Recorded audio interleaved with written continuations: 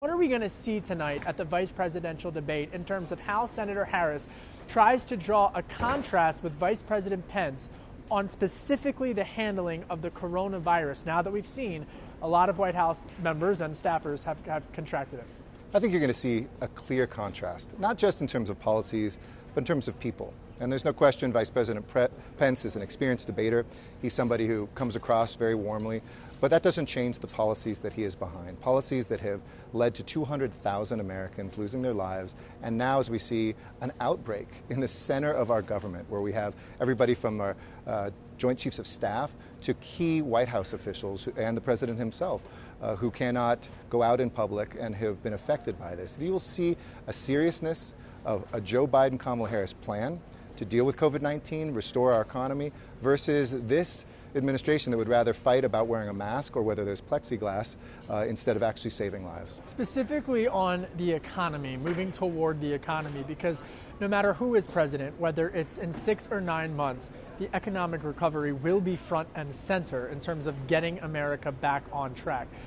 What contrast will she draw with Vice President Pence specifically on the economy? Well, I think the contrast we've seen this week, unfortunately, you saw this president walk away from the assistance that our key industries, our local governments, and our first responders need.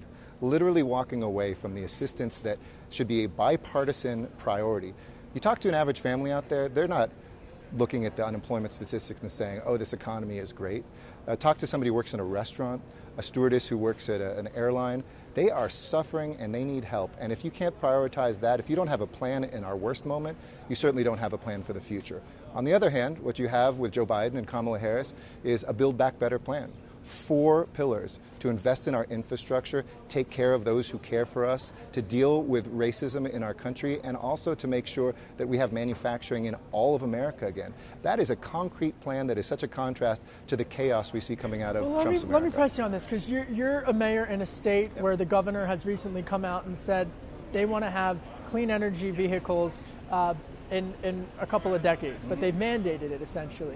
Now, nominee Biden has come under pressure from Republicans, especially in states where fracking is incredibly important and vital to states' economy, battleground states like Pennsylvania. So how does the campaign balance that with wanting to go for new energy that's safe for the environment, but also protecting jobs? This isn't a choice, and it's not a balance. Any place from Appalachia to the Pacific Coast that's investing in green infrastructure is investing in careers and middle-class jobs for the future. So anybody who is not doing that is leaving jobs on the table.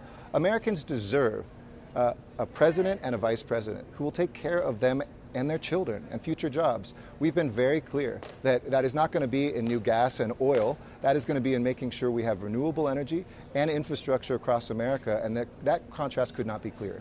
You, also being from California, of course, know Senator Harris, given that she represents the state of California, the commander-in-chief test. I mean, that is heartbeat away from the president. That's so incredibly vital. What can you tell us about your own experience working with her that gives you confidence that she is ready to be commander-in-chief?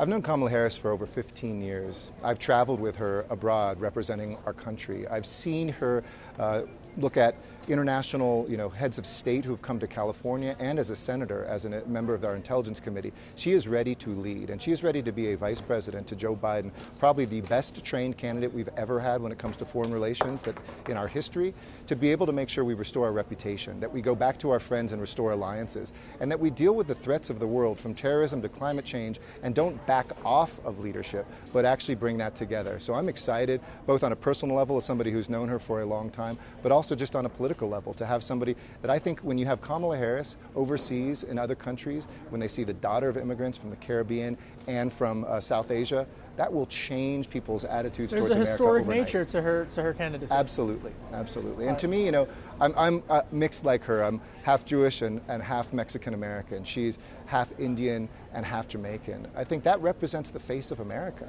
And I think folks who are looking at this America and only seeing a president who is cozying up with dictators, who is fraying our alliances and our friendships, they are hungry for the sort of good Americans that are represented by Kamala Harris and Joe Biden.